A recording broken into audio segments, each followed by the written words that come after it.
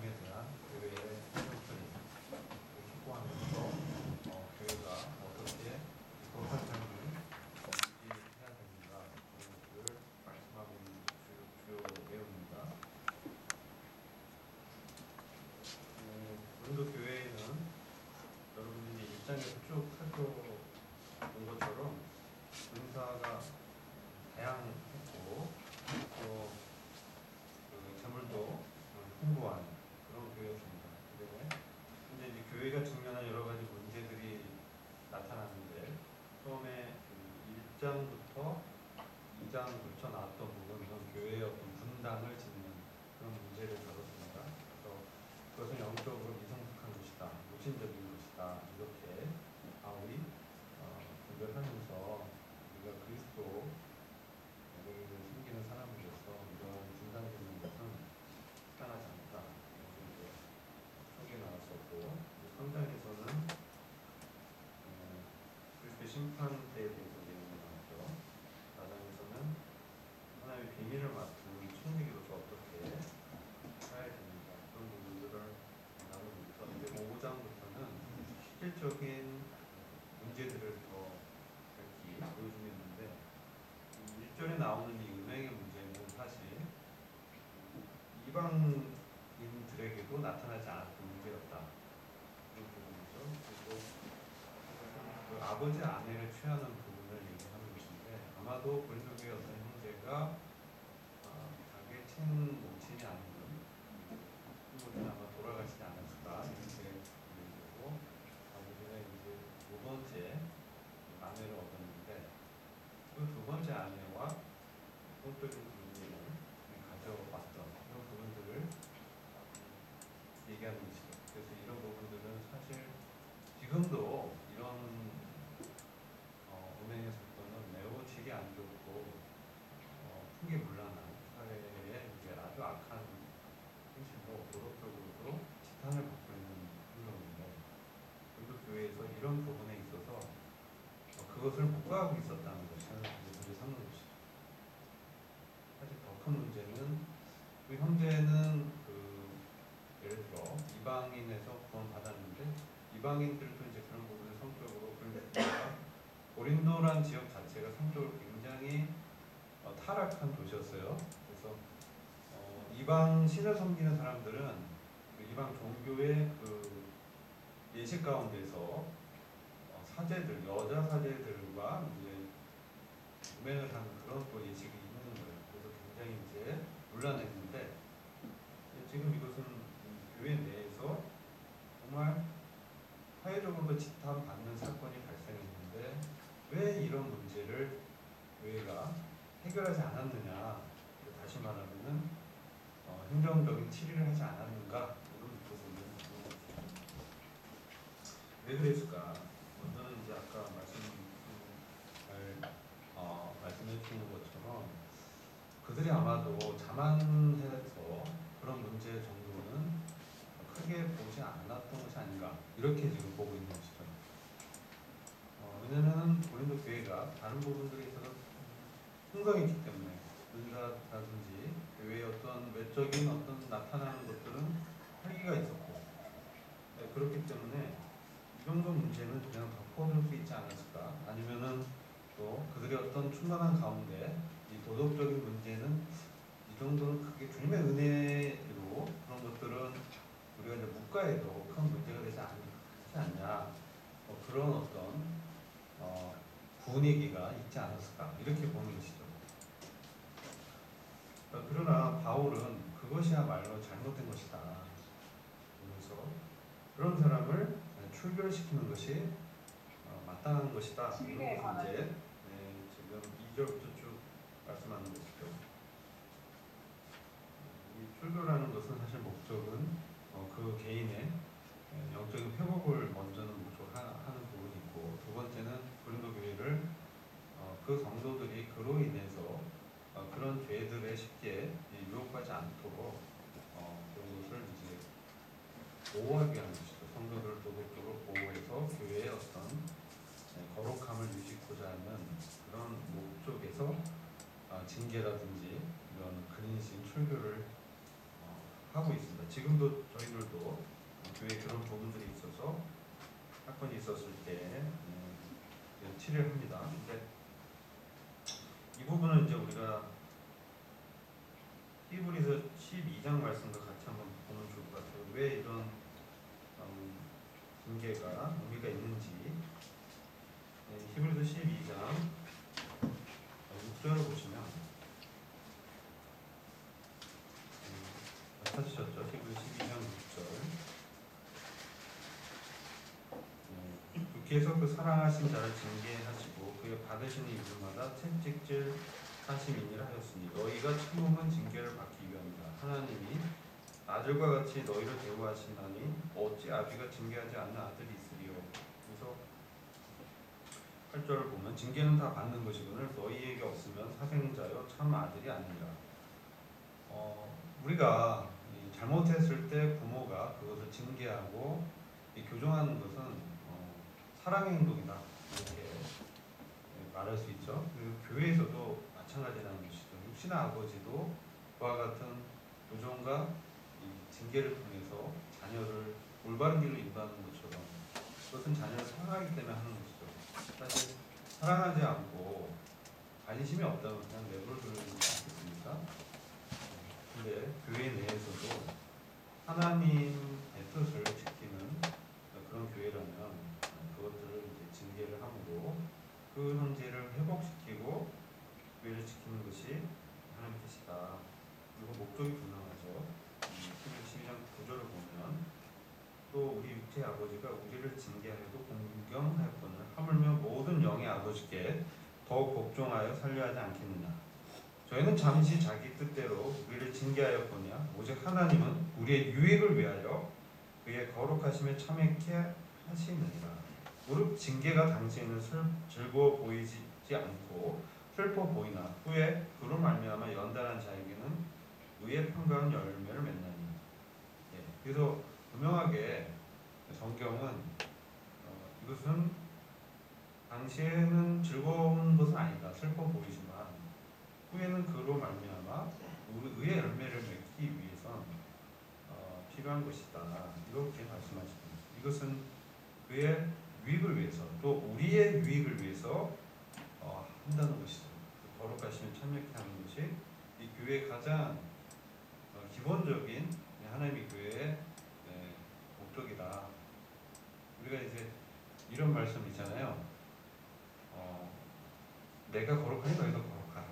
이런 구약과 신약에서 동시에 말씀하는 일종의 주님의 이 명령은 여러분들이 이런 걸 잘 생각해 보면 내가 전도하니 너희도 전도해라. 그런 말씀은 없죠. 내가 설교를 하니 내가 설교를 하니 너희는 설교를 해라. 그런 말씀은 없어요. 근데 내가 거룩하니 너희도 거룩해라. 그 말씀이 있는 거예요.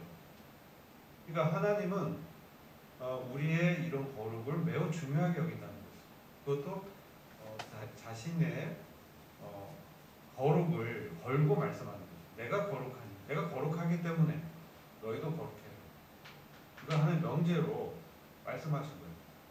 그러니까 이것은 토를 달 문제가 아니라는 것이죠. 사실 우리가 많은 연약이 있지만 이 부분은 하나님의 뜻이 분명하게 말씀하고 있다.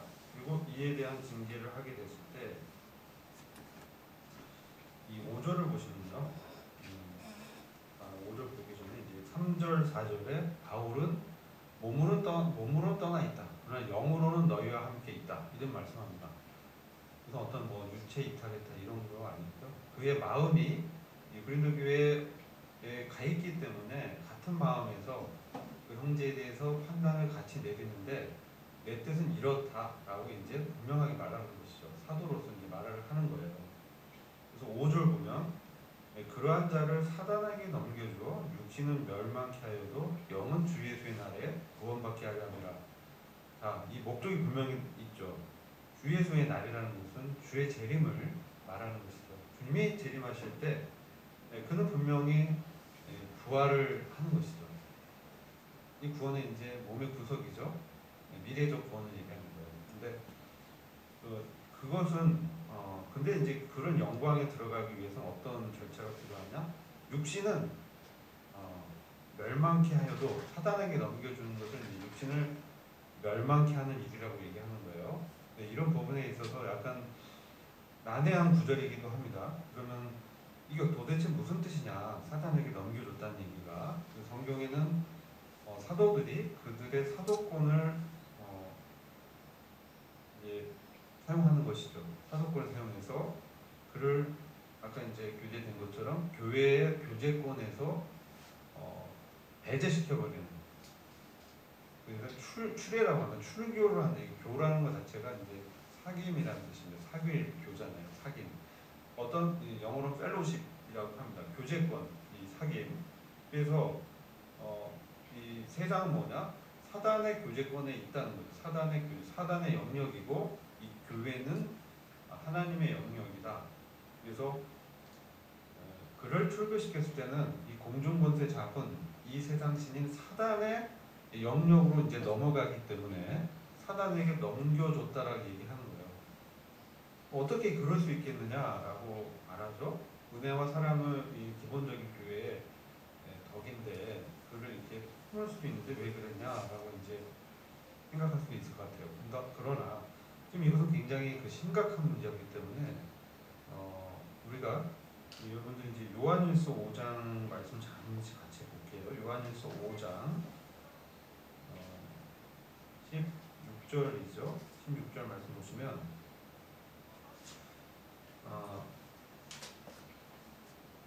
우리 한번 같이 읽어볼까요? 다 찾으셨죠?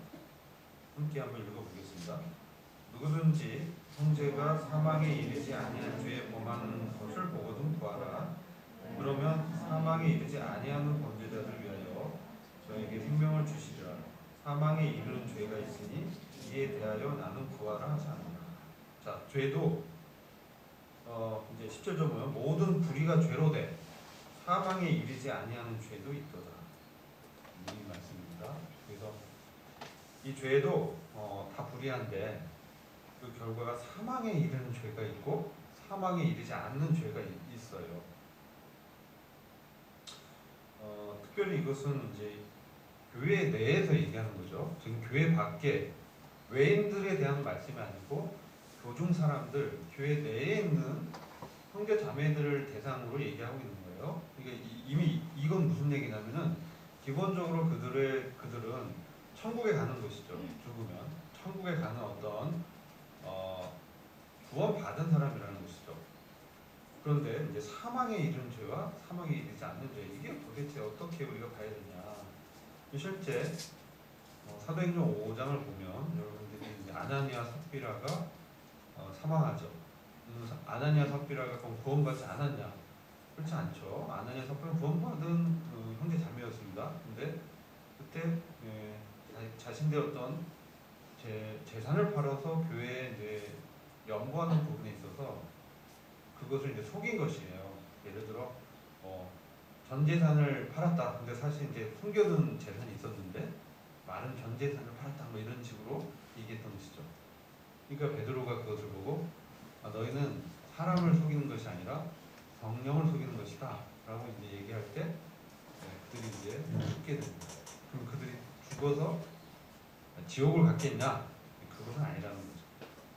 지옥을 가는 죄를 범한 것은 아니다. 그래서 그것은 사망에 이르지 않는 그 죄라고 했을 때, 그래서 이제 사망에 이르렀죠. 근데 지옥까지는 않지만, 그래서 이 멸망을 두 가지로 이제 우리 볼 수 있는 것이죠. 실제 교회에서 치료를 했는데 사도들이 당시에 이런 권세가 있어서 그들에게 이렇게 이제 출교를 명하거나 어떤 명령을 했을 때 그들이 실제 그의 영혼이 그들의 몸을 떠나버리고 그 육체가 죽는 일이 있었다는 거예요. 그래서 여러 서신서를 보다 보면 우리가 이제 디모데전서 한번 볼까요? 디모데전서 똑같은 말씀들이 있어요. 디모데전서 1장 20절 보시면 거기도 비슷한 말씀인데 1장 20절 그 가운데 후메네오와 알렉산더가 있으니 내가 사단에게 내어준 것은 저희로 징계를 받아 해방하지 말게 하려 합니다. 자, 그래서 이것은 분명히 교회 내에 후메노 알렉산더 아마 리더들이었던 것 같아요. 근데 사도의 가르침을 회방하거나 방해했던 것 같아요. 그랬을 때 그들은 이제 이렇게 사도권을 사용해서 사단에게 내어줘서 그들이 징계를 받았다는 거죠. 왜 그랬냐? 하나님의 일을 회방하지 못하게 하기 위해서 했다.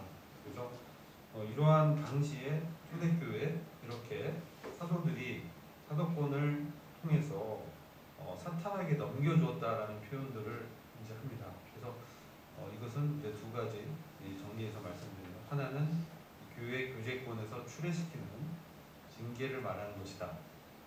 그리고 두 번째는 실질적으로 그들이 죽음에 이르렀다.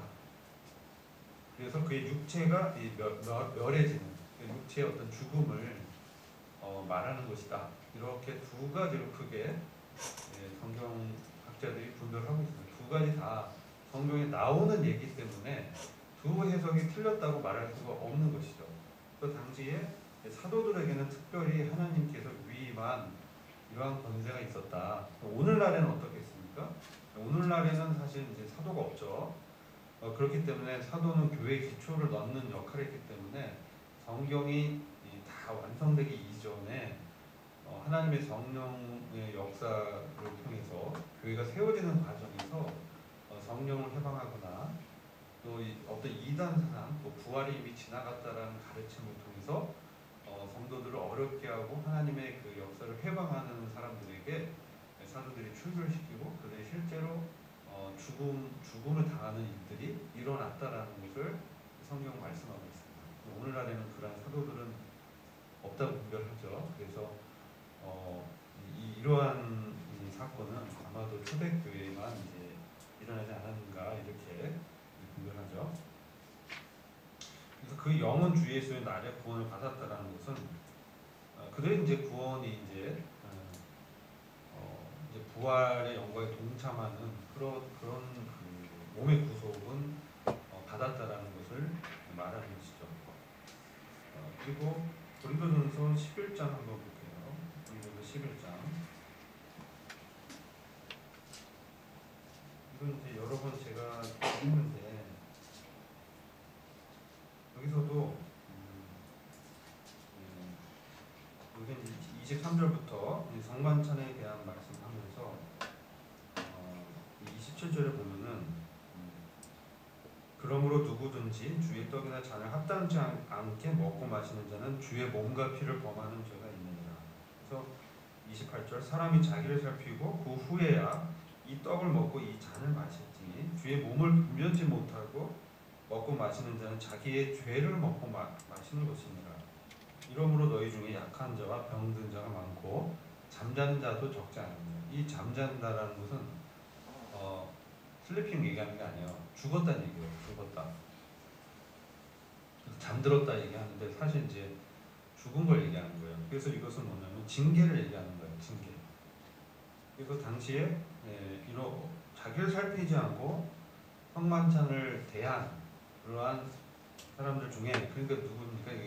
다 그리스도인들이에요. 믿는 사람들인데 이 당시에 교회 내 이제 편이 갈라지면서 연합을 못하고 이제 성령의 하나됨을 이제 지키지 못하고 서로 좀 이렇게 알력이 있었던 것 같아요. 그래가지고 이 귀족 출신 이런 사람들은 먼저 와서 만찬을 떼고, 그 다음에 하층민들은 이제 노동이 마치고 늦게 오면 그때 뛰고 하다 보니까 서로 간에 이런 분당이 이제 나눠졌던 것이죠. 그래서 바울이 분명히 권면했는데 그들이 그것을 지키지 않고 그냥 성만찬을 대했다. 이것은 주님의 몸을 분별치 못하고 먹고 마시는 것이다. 이렇게 얘기하는 것이죠.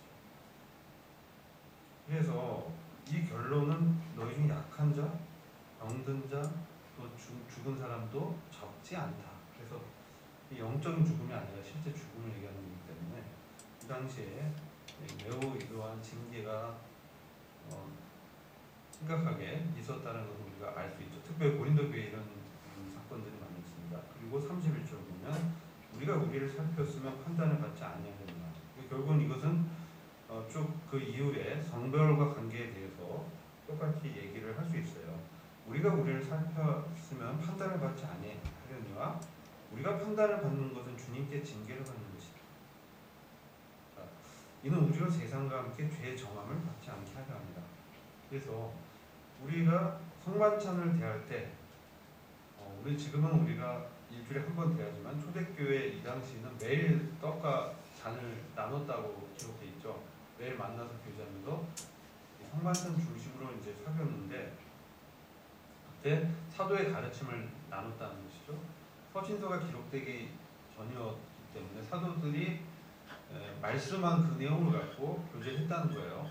초대교회는. 그래서 사도의 가르침을 서로 나누고 기도하고 그렇죠? 교제하고 이런 일들을 함께 만찬을 떼고 계속 매일 그랬단 말이죠. 근데 그때 그 말씀에 비추어서 살폈으면은 판단을 받지 않는다는 것이죠. 주님으로부터 판단받는 징계를 받는 것이다. 그래서 이런 부분이 우리도 오늘날 이제 성만찬을 매일을 안 떼고 일주일에 한 번 떼지만 한 번 뗄 그 순간에도 우리는 우리 자신을 살피고 내가 혹시 하나의 말씀을 비추어서 혹시 내가 잘못한 일이 있다면 그것을 주님 앞에 고백을 하고 그 부분에 있어서 자기 잘못을 시인하는 그게 필요하다는 것이죠.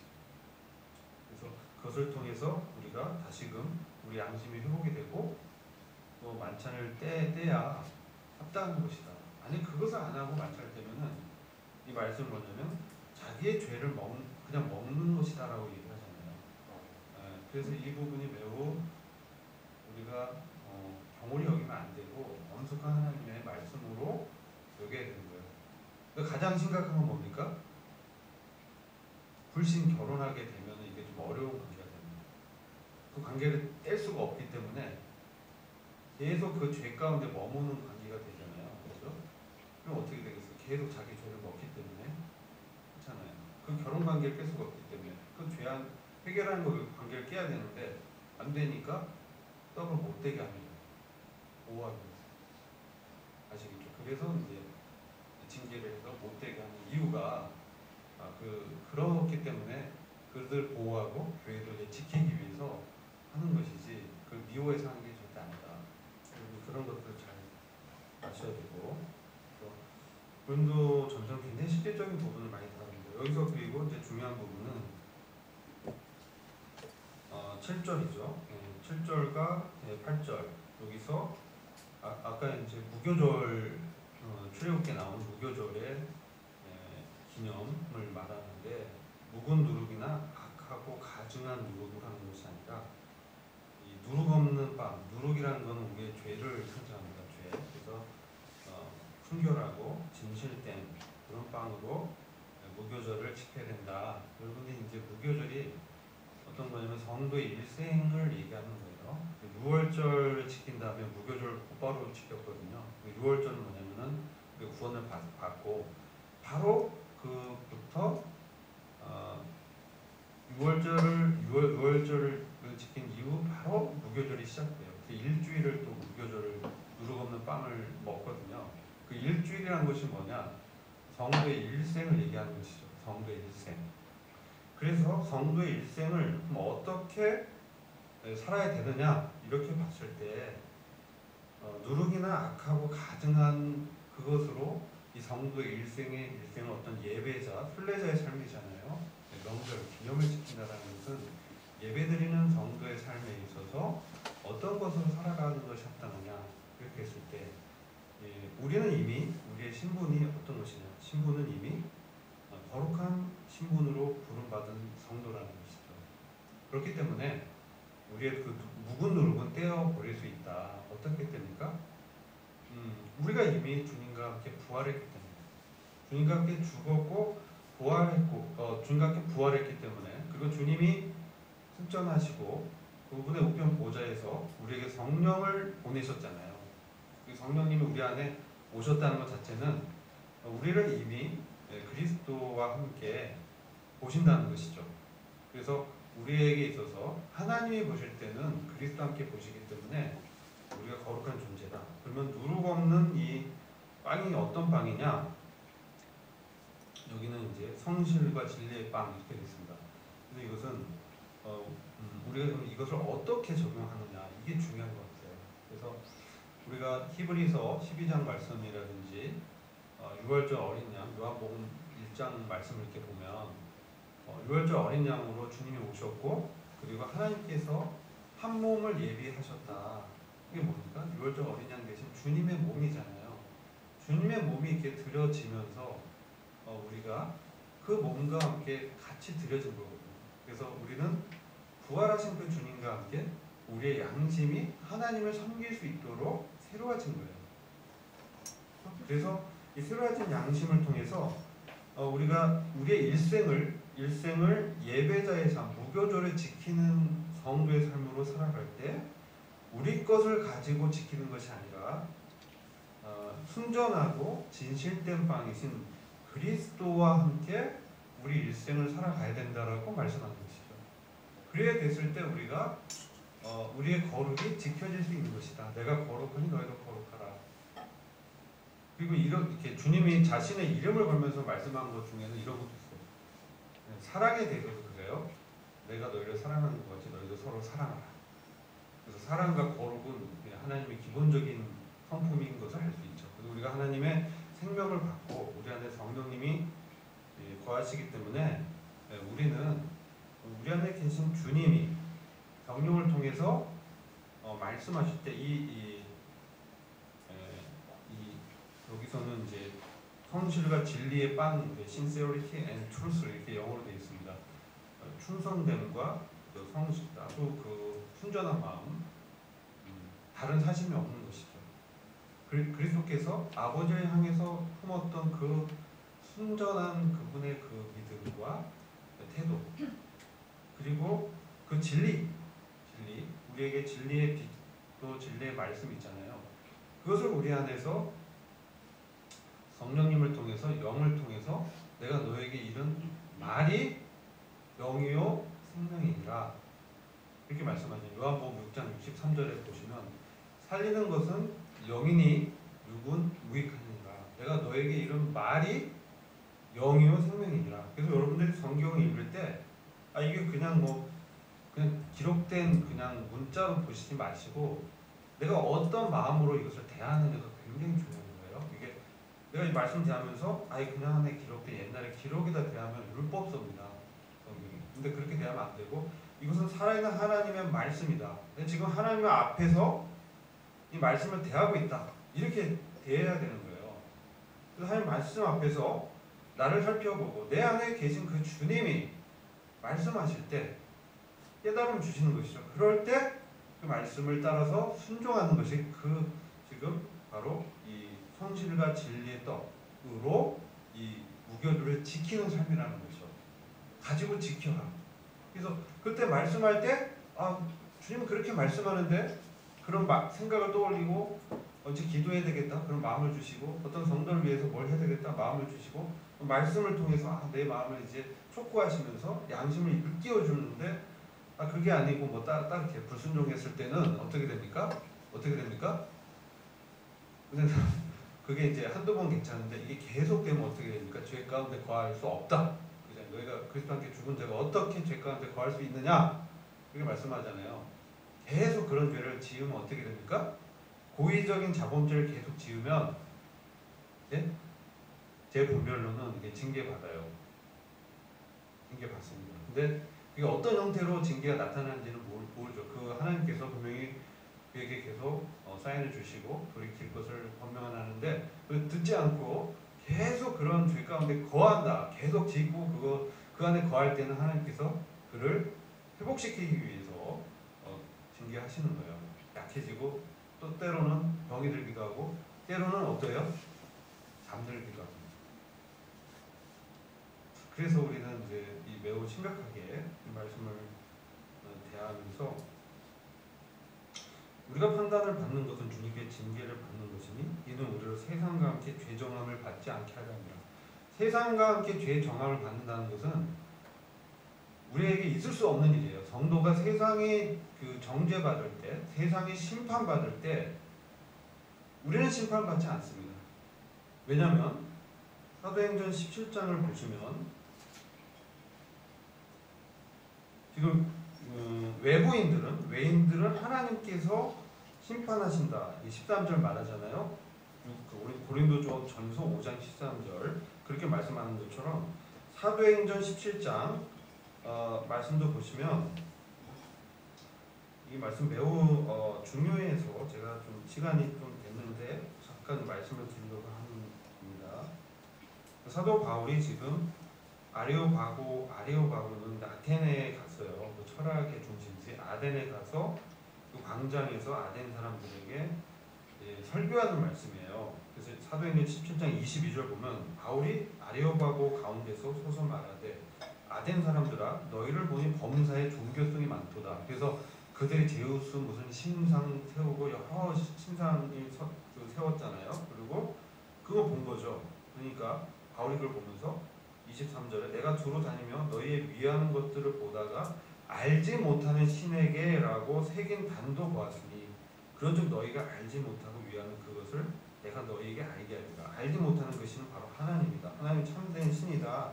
24절 우주와 그 가운데 있는 만유를 지으신 신께서는 천지의 주제이시니 손으로 지은 전에 계시지 아니하시고 또 무엇이 부족한 것처럼 사람의 손으로 섬김을 받으신 것이 아니니 이는 만민에게 생명과 호흡과 만물을 친히 주시는 자이십니다. 인류의 모든 족속을 한 혈통으로 만드사 온 땅에 거하게 하시고 저희 연대를 정하시며 거주의 경계를 하나셨으니 이는 사람으로 하나님을 혹 더듬어 찾아 발견케 하려 하심이로되 구약에 이제 하나님의 계시가 이렇게 성경이나 이스라엘 민족을 통해서 나타나지 않을 때는 하나님이 이 창조 자연문을 통해서 자신을 계시하셨다는 거예요. 그래서 사람으로 하나님을 더듬어 찾아 발견케 하려 하며 사람의 마음에 공허한 마음, 하나님 찾고자 마음을 주셔서 뭔가 하나님 대신에 대체하는 자신의 쾌락이나 재물이나 이런 것들 추구한단 말이죠. 그러나 하나님 분명히 하나님을 찾는 마음을 주신 거예요. 그래서 그는 우리 각 사람에게서 멀리 떠나 계시지 아니하도다. 사람의 주변에서 계속 사람이 구원받도록 역사한 거예요. 그래서 28절 보면 우리가 그를 힘입어 살며 기동하며 있느니라. 우리가 사는 모든 것이 하나님을 힘입어 살며 행동하고 있다는 거예요. 너희 시인 중에도 어떤 사람들의 말과 같이 우리가 그의 소생이라. 이와 같이 우리가 하나님의 소생이 되었은즉 우리가 하나님 자녀예요. 하나님의 신이 우리에게 있기 때문에 그런 거예요. 성령님이 있기 때문에 신을 금이나 은이나 돌에다 사람의 기술과 고안으로 새긴 것들고 여길 것이 아니다. 알지 못하던 시대에는 그게 허용이 됐다. 하나님은 허물치 아니하셨구냐. 이제는 어디든지 사람을 다 명하여 뭐라 하라고 했어요? 회개하라 하셨다. 우리 안에 하나님의 신 성령님이 계시기 때문에 우리 안에서 그 주님이 성령을 통해서 말씀할 때는 회개하고 돌이켜야 되는 거예요. 근데 그렇지 않다면 31절 세상과 함께 죄 정함 받는 거나 다름없다는 거죠. 뭐냐? 하나님의 그 나라를 기업으로 받지 못하는 겁니다. 우리 입장에서. 근데 이 외인들은 지옥에 가겠죠. 그러나 성도의 경우에는 하나님 나라를 기업으로 받지 못하는 부끄러움을 당하게 될 것이다. 그래서 31절 보면 420장 31절에 이는 정하신 사람으로 하려고 어떤 사람을 임명했습니다. 이거 아마 예수 그리스도죠. 예수님을 정하서 그분이 천년 왕국이 세워질 때 재림하셔서 그때 천하를 공의로 심판할 날을 이미 정해놨다. 작정하셨다. 이 천하님이 하나님이 공의로 예수 그리스도께서 심판하도록 작정하셨는데 사람이라고 해서 사람, 인자 대신 그리스도죠. 그분이 심판하신 때 이에 저를 죽은 자 가운데서 다시 살리신 것으로 모든 사람에게 믿을 만한 증거를 주셨습니다. 죽은 자 가운데서 다시 살리신 부활하신 주님을 믿는 우리가 바로 증인이기 때문에 많은 사람들이 이 우리를 통해서 뭡니까? 증거를 발견한다는 거죠. 그래서 그들은 지금 그래서 외인들은 주님의 부활을 믿지 않고 부활한 우리를 통해서 나타난 복음을 들어도 믿지 않기 때문에 그들은 작정된 심판을 받게 된다는 거예요. 근데 우리도 우리 안에 하나님의 신이 있기 때문에 우리가 하나님의 말씀을 순종하지 않으면 어떻게 됩니까? 세상과 함께 판단받을 때 우리는 세상이 당연히 지옥 형벌 받는 것과 같진 않지만 하나님이 작정한 하나님의 나라의 기업을 잃게 될 수 있다는 거예요. 그래서 우리가 성만찬 뗄 때마다 하나님의 은혜와 그분의 사랑과 거룩함을 기념하면서 우리가 어떻게 이 땅을 살아가야 되느냐. 여러분이 성만찬 뗄 때 그 누룩 없는, 원래 누룩 없는 빵을 이제 제정한 건데 우리 지금 빵을 그냥 하지만 누룩 없는 빵을 보면서 우리도 세상에 이런 누룩이 우리 안에 있는지, 네? 우리 안에 우상 숭배가 있습니까? 우리 안에 세상을 더 내가 더 쫓고자 하고 하나님보다 더 귀히 여기는 어떤 마음 안에 가증한 것들이 있는가? 네? 그런 가치관을 갖고 있는가? 이 정도는 괜찮다고 넘어가는 이 고린도 교회 성도들처럼 이런 죄는 괜찮다라고 어떻게 넘어가는 그런 가증한 죄들이 있는가? 그런 것들을 우리 안에서 주님이 드러내신다는 거죠. 그때 우리는 이것은 죄입니다. 시인하고 고백하고 만찬을 떼야 된다는 거예요. 그렇지 않으면 우리의 영이 약해진다는 거예요. 우리가 담대함을 잃게 되고 우리 삶 가운데 주님과 함께 동행하는 역사가 나타나지 않는다는 거죠. 그래서 우리는 주님 앞에서 순전하고 자신을 들이신 참된 우리 영혼의 떡이신 주님을 우리가 알고 믿고 있잖아요. 그분이 계시기 때문에 그분을 힘입어서 우리가 이러한 삶으로 살아가야 된다. 지금 그 말씀을 지금 고린도전서 5장이 말씀하고 있다는 거죠. 조금 시간 조금 오버했지만 여러분이 이분이 청년들뿐만 아니라 기혼들 다 포함해서 매우 중요한 교회의 성별을 지키자는 촉구의 말씀이기 때문에 우리가 날마다 이런 부분들 주님이 어떤 것을 귀중히 보시고 있는가. 전도를 잘하고 설교를 잘하고 이거보다 정말 주님과 함께 동행하면서 어떤 예배자의 삶을 사느냐, 이것이 가장 귀중하고 가장 기본이 되는 것이라는 것을 오늘 고린도교회 성도들에게 분명하게 말씀하고 있다는 거예요. 그래서 여러분들이 이제 금방 교제 통해서 이런 부분을 좀 나누는 시간이 되었습니다. 기도하고 마치겠습니다. 주님 감사합니다. 저희들에게 주님의 그 거룩을 드러내시고 저희들의 이러한 가증한 죄들을 참 보게 하신 것을 감사합니다. 저희들이 주님보다 세상을 사랑하는 것들이 있고 또 주님보다 더 우선시하는 모든 이 우상들이 저희들 가운데 있었다면 주님 앞에 이것을 고백합니다. 다시 저희들을 새롭게 하여 주시고 저희들의 영을 새롭게 하시고 주님을 힘입어서 예배자의 삶을 살아갈 수 있도록 능력을 더해 주실 것을 믿습니다. 참으로 감사를 드렸고 예수 그리스도의 귀하신 이름으로 기도했습니다.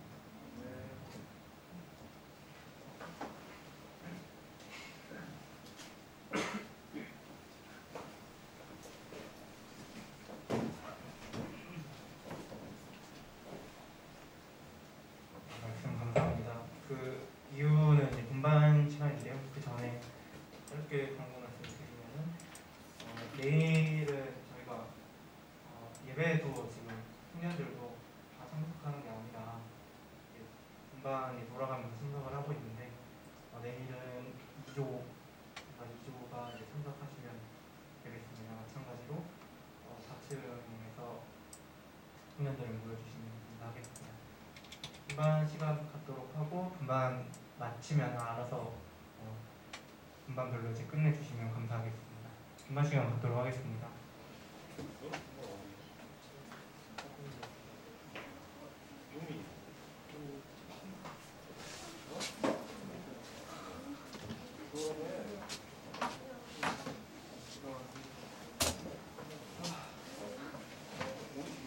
늦은 거야? 오늘 아니야 언니? 나 오늘 무슨 줄 알았어. 나도 사실 7시인 줄 알았어. 하도 안 오더라고. 아 그래? 아니 나 청년도 당연히 5시 55분에 했는데 나랑 선영이밖에 안 된 거야. 그래가지고 오늘 아니고? 아 조금